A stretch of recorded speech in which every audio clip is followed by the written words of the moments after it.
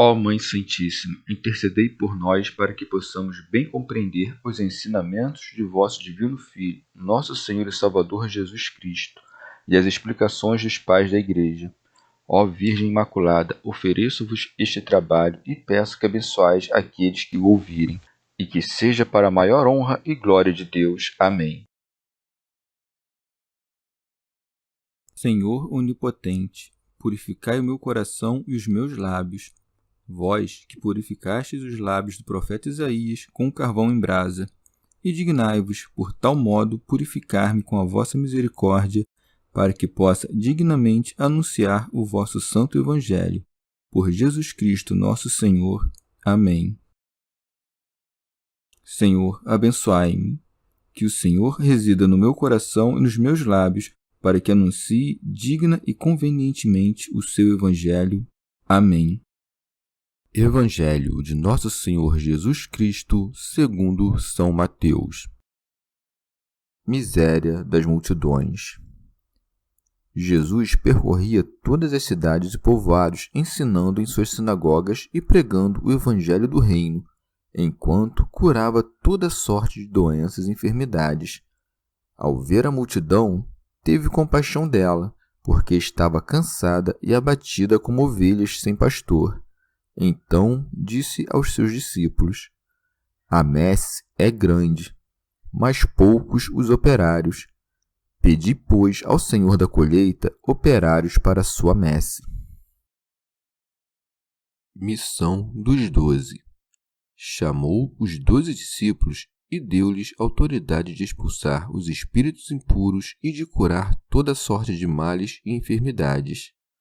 Jesus enviou esses 12 com estas recomendações: Não tomeis o caminho dos gentios, nem entreis em cidade de samaritanos. Dirigi-vos antes às ovelhas perdidas da casa de Israel.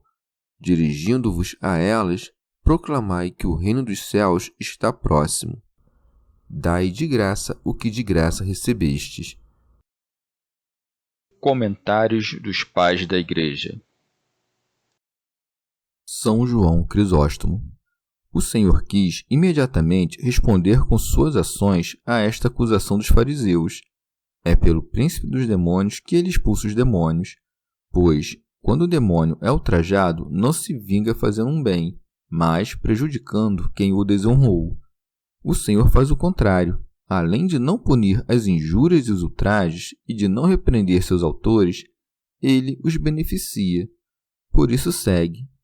Jesus percorria todas as cidades e povoados, ensinando-nos, assim, a responder àqueles que nos acusam não com acusações semelhantes, mas com benefícios.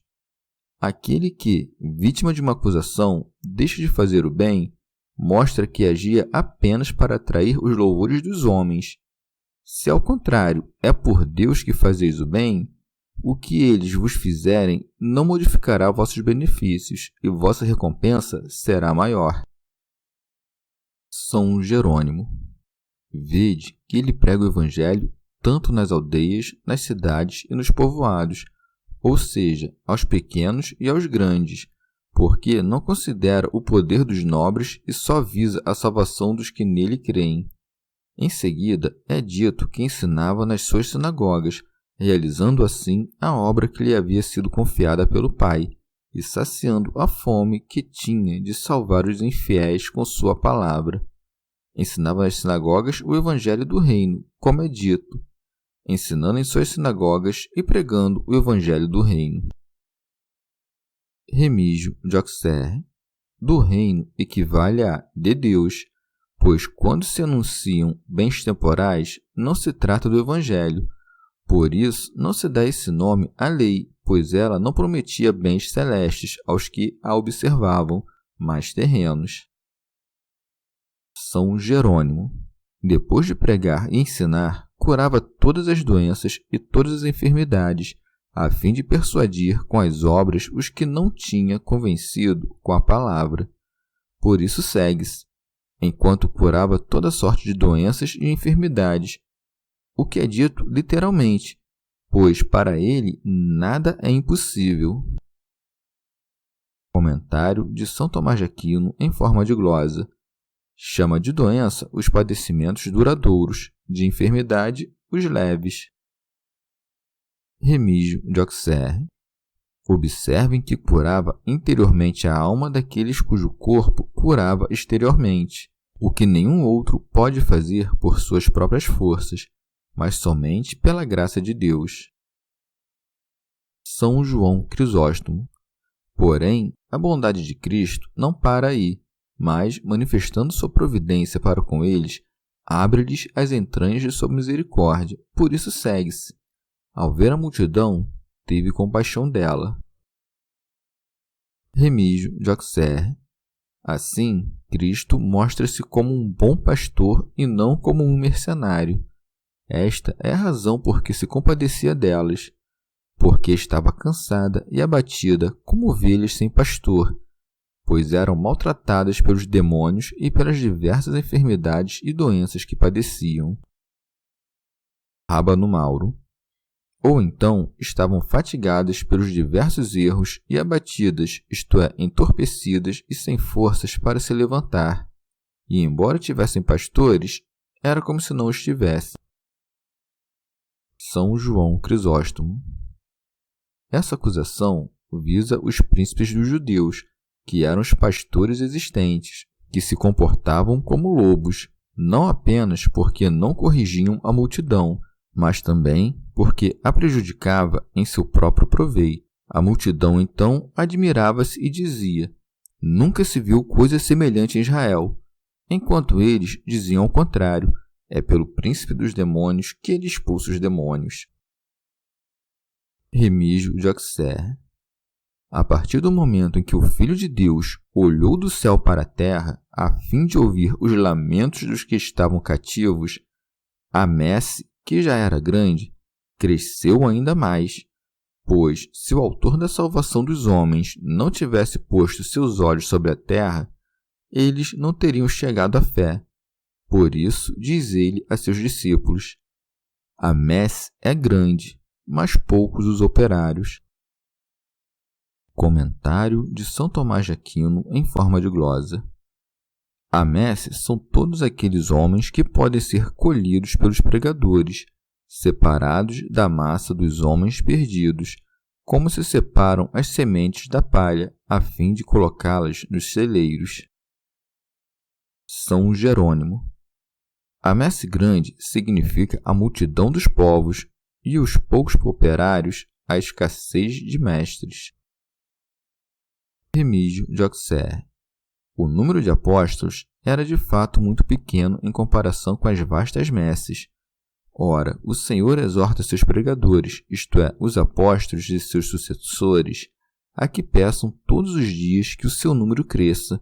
Por isso acrescenta: pedi, pois, ao Senhor da colheita operários para a sua messe. São João Crisóstomo. Deixa implícito que ele mesmo é o Senhor da messe de que fala. Com efeito, se ele enviou os apóstolos a colher a messe que eles semearam, é evidente que não pode ter-lhes enviado a colher messes alheias, mas aquelas que ele mesmo tinha semeado por meio dos profetas.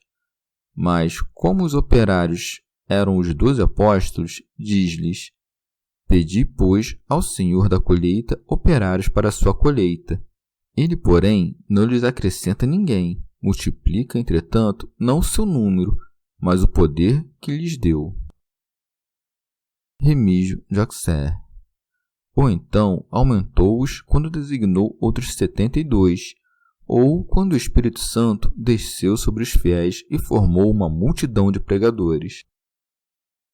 São João Crisóstomo. Manifesta assim como é grande a graça de ter o poder de pregar convenientemente a palavra de Deus, dizendo-nos que devemos dirigir nossas súplicas a esse fim.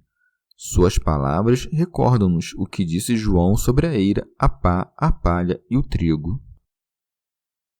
Santo Hilário de Poitiers. Em sentido místico, no momento em que a salvação é dada às nações, todas as cidades, todas as vilas são iluminadas pelo poder e pela entrada de Cristo, e purificadas de todas as enfermidades provindas de sua antiga doença. O Senhor teve compaixão do povo atormentado pela violência do espírito imundo e prostrado pelo peso da lei, porque ainda não tinha um pastor que lhes reconduzisse à vigilância do Espírito Santo. O fruto dessa graça era muito abundante, e a sua abundância supera as necessidades de todos os que o desejam, porque, por grande que seja a quantidade que cada um tome, é muito maior a que permanece por dar, e como há necessidade de um grande número de operários que o distribua, ordena-nos que peçamos ao Senhor da messe que nos envie um grande número de distribuidores desse dom do Espírito Santo, que era preparado, porque é pela oração que o Senhor nos concede essa graça. Comentário de São Tomás de Aquino em forma de glosa. Desde a cura da sogra de Pedro até aqui, narra-se uma série de milagres feitos antes do Sermão da Montanha. A eleição de Mateus ocorreu sem dúvida nessa sequência, pois ele foi um dos 12 eleitos sobre a montanha para o apostolado. Aqui, o evangelista retoma sua narrativa seguindo a ordem em que os fatos aconteceram, depois da cura do servo do centurião, dizendo: chamou os 12 discípulos. Remígio de Auxerre. O evangelista narrou logo acima que o Senhor exortara seus discípulos a suplicarem ao Senhor da colheita que mandasse operários para a sua messe. Sua exortação parece cumprir-se agora. 12 é de fato um número perfeito, vem do número 6, que também é perfeito, porque é composto das frações 1, 2 e 3, que formam o 6, que duplicado gera o 12. Comentário de São Tomás de Aquino em forma de glosa. A duplicação desse número significa os 2 preceitos da caridade, ou os 2 testamentos. Rábano Mauro. O número 12, que resulta do 3 e do 4, significa que pelas 4 partes do mundo a fé da Santa Trindade será pregada. Por muitas figuras, esse número é apresentado de antemão no Antigo Testamento, nos 12 filhos de Jacó, nos 12 chefes dos filhos de Israel, nas 12 fontes vivas em Elim, nas 12 pedras no peitoral de Arão, nos 12 pães de propósito, nos 12 exploradores enviados por Moisés, nas 12 pedras de que se formou o altar, nas 12 pedras retiradas do Jordão, nos 12 bois que sustentavam o mar de bronze, e no Novo Testamento, nas 12 estrelas que brilhavam na coroa da esposa, nos 12 fundamentos de Jerusalém que João viu e nas 12 portas. São João Crisóstomo. Não só lhes inspira confiança, denominando o seu ministério como uma missão para a messe, mas também dando-lhes poder para exercê-lo. Por isso segue-se: e deu-lhes autoridade de expulsar os espíritos impuros e de curar toda sorte de males e enfermidades. Remígio de Auxerre. Temos aqui uma prova evidente de que o sofrimento dessa multidão não era apenas um, nem simples, mas que suas enfermidades eram numerosas e variadas, e por isso o Senhor compadeceu-se da multidão e deu a seus discípulos o poder para curar e remediar as doenças e enfermidades. São Jerônimo. O Senhor é benigno e clemente, um mestre que não inveja o poder de seus servos e discípulos, e assim dá-lhes liberalmente o mesmo poder que exercera curando todas as doenças e todas as enfermidades. Mas há uma grande diferença entre possuir e atribuir, entre dar e receber. Tudo o que faz o Cristo é com o poder do Senhor, enquanto os apóstolos, em todas as suas obras, confessam sua fraqueza e o poder do Senhor, dizendo: em nome de Jesus Cristo de Nazaré, levanta-te e anda. Comentário de São Tomás de Aquino em forma de glosa. Como toda manifestação do Espírito, conforme disse o apóstolo, é dada para a utilidade da Igreja, depois de conceder o poder aos apóstolos, envia-os a exercê-lo para a utilidade dos outros, conforme as palavras: Jesus enviou esses 12. São João Crisóstomo. Observai a oportunidade da missão. envia-os logo depois que o viram ressuscitar um morto, comandar o mar e fazer outras coisas semelhantes, e depois de lhes ter dado por palavras e por obras provas suficientes de seu poder. Comentário de São Tomás de Aquino em forma de glosa. Ao enviá-los, ensina-lhes aonde devem ir, o que devem pregar e o que devem fazer. Primeiro, ensina-os aonde devem ir, dizendo: não tomeis agora o caminho dos gentios, nem entreis em cidade de samaritanos. Dirigi-vos antes às ovelhas perdidas da casa de Israel. São Jerônimo.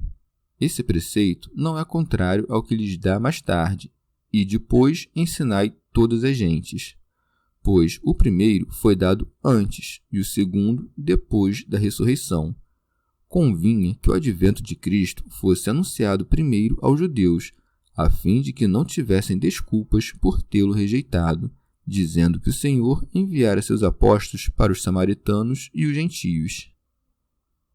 São João Crisóstomo. Também os envia primeiramente aos judeus para que se exercitassem na Judéia como em uma escola e aprendessem a lutar contra a terra inteira, exercitando-os como a frágeis passarinhos que se preparam para voar. São Gregório Magno. Ou então, quis primeiro ser anunciado apenas aos judeus e somente depois aos gentios, para que a pregação do Redentor, rejeitado pelos seus, fosse em seguida dirigida aos gentios, como a estrangeiros. Havia, entretanto, entre os judeus muitos que deveriam ser chamados, como havia entre os gentios aqueles que não deveriam ter parte nem nessa vocação, nem mereciam a graça da regeneração, sem, porém, merecer um julgamento mais severo por seu desprezo pela pregação. Santo Hilário de Poitiers. A eleição da lei deveria ter o privilégio do Evangelho, e o crime de Israel deveria ter menos desculpas, pois ele tinha sido advertido com maior diligência. São João Crisóstomo. Também, para que não pensassem que Cristo nutria algum ódio por eles, por lhes terem ultrajado e dito que estava possesso pelo demônio, primeiro empenha-se em corrigi-los, proibindo aos discípulos qualquer outro ministério, enviando-lhes como médicos e doutores. Não somente proíbe-os de anunciar o Evangelho a outros, antes dos judeus, mas também de que viajassem pelos caminhos que os conduziriam aos gentios. Não tomeis o caminho dos gentios. E porque os samaritanos eram inimigos dos judeus, embora mais fáceis de converter à fé, não permite aos seus discípulos anunciar-lhes o Evangelho antes de pregar aos judeus. Nem entreis em cidade de samaritanos. Comentário de São Tomás de Aquino em forma de glosa. Os samaritanos eram aqueles gentios que o rei da Síria deixou na terra de Israel depois de levar seus habitantes para o cativeiro.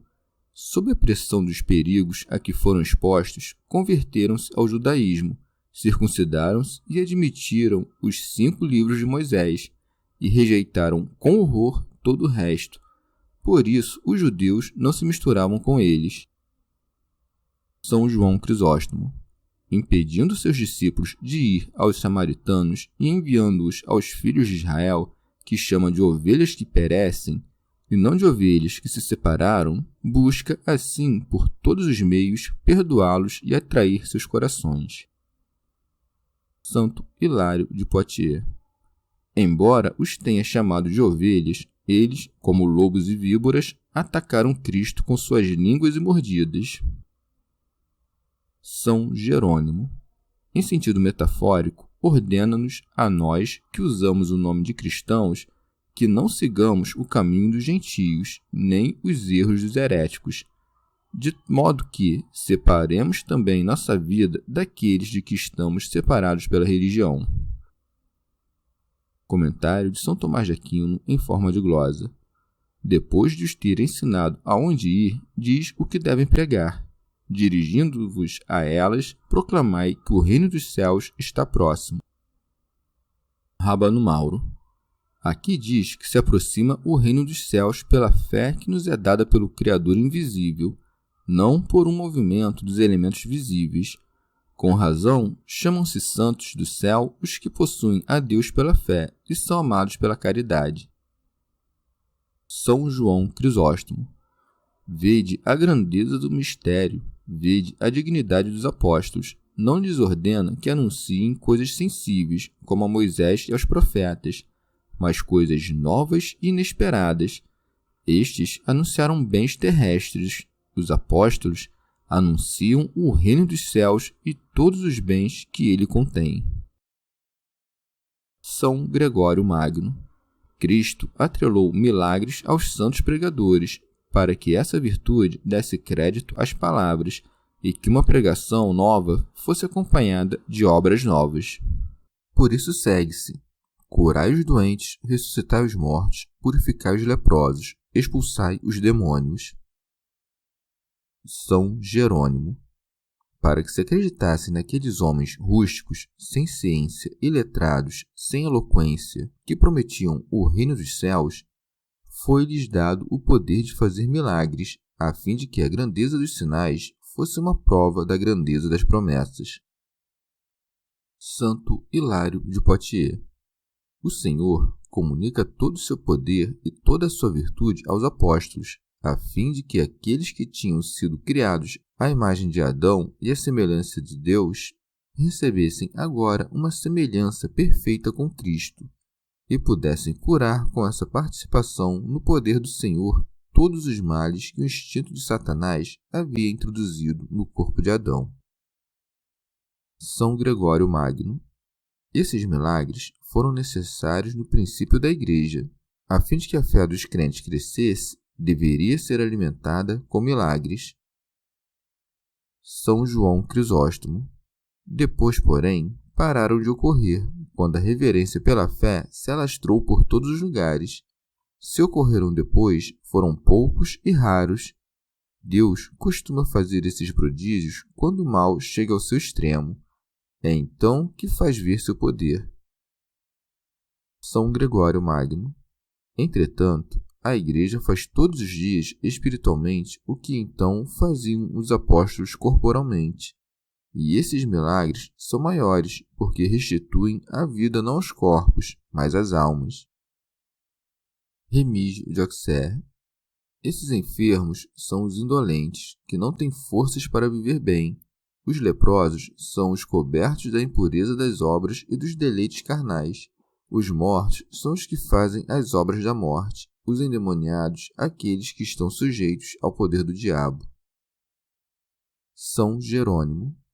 E porque os dons espirituais se envilecem quando mediados por uma recompensa temporal, condena a avareza acrescentando: dai de graça o que de graça recebestes, como se dissesse: eu, vosso mestre e senhor, dei-vos sem cobrar nada, logo, dai também sem nada cobrar. Comentário de São Tomás de Aquino em forma de glosa. Disse isso para que Judas, que levava a bolsa, não se valesse desse poder para acumular dinheiro e, ao mesmo tempo, para condenar a perfídia herética dos simoníacos. São Gregório Magno. Previa que não faltariam aqueles que desviariam o dom do Espírito Santo como objeto de comércio, colocando o dom de fazer milagres a serviço de sua avareza. São João Crisóstomo. Vede que se preocupa tanto com a diligência dos costumes quanto com os milagres, mostrando que os milagres sem ela nada são. Vede também como impede a soberba, dizendo: de graça recebestes, e como previne a impureza do amor ao dinheiro, dizendo: dai de graça.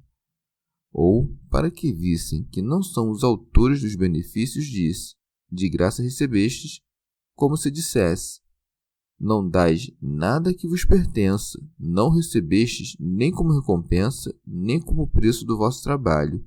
E como é uma graça que vos dei, dai-a como a haveis recebido, pois jamais encontrareis um preço que corresponda ao seu valor.